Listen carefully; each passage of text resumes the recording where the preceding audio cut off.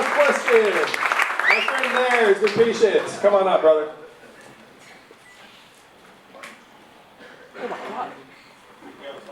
Hey, I'm Sky. My question to you is, if you ask most people what they think of Donald Trump, they'll tell you he's dumb, he's ignorant, he's stupid. They call him a lot of names. But you gotta realize he's a man who beat 16, 17 very talented politicians, took over the Republican Party, got them to go completely 180 degrees against everything that they stood for. Yep. So I think most liberals seriously underestimate him. I mean, what do you think of him and how would you handle it?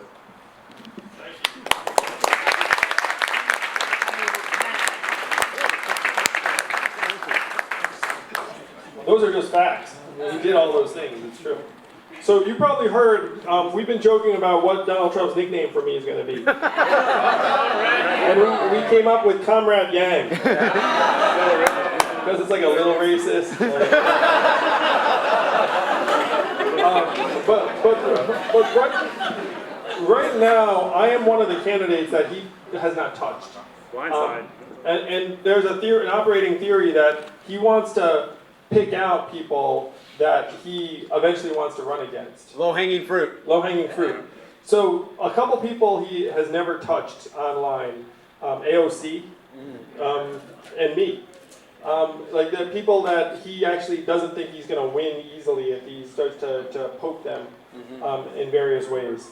Now, I think I have a much better chance. I'm going to win the presidency. I have a good chance of the whole thing.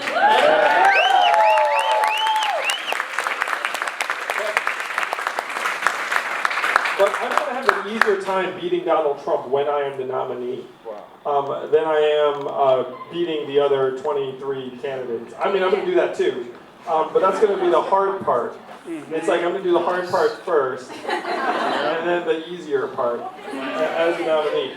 No, this is not to say that I think Donald Trump's not a formidable opponent, because he is. He's like an avatar of a particular cultural moment. He's like, you know what I mean? He's like some kind of like strange, like, you know, like radioactive, like media creation. They like conjured up in like a McDonald's lab or something. But it is formidable, and it certainly put to shame like the Jebs and like the other politicians were like, he's so divisive, you know, and it's like, fuck you.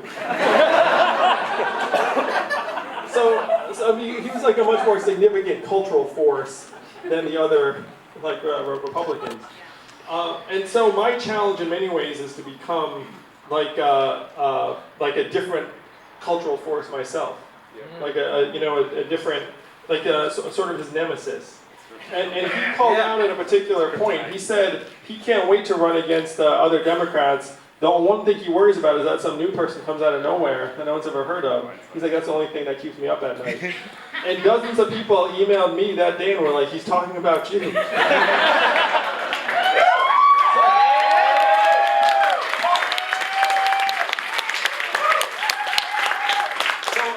I'm a tough opponent for him because, like, the opponents that he loves railing on are politicians.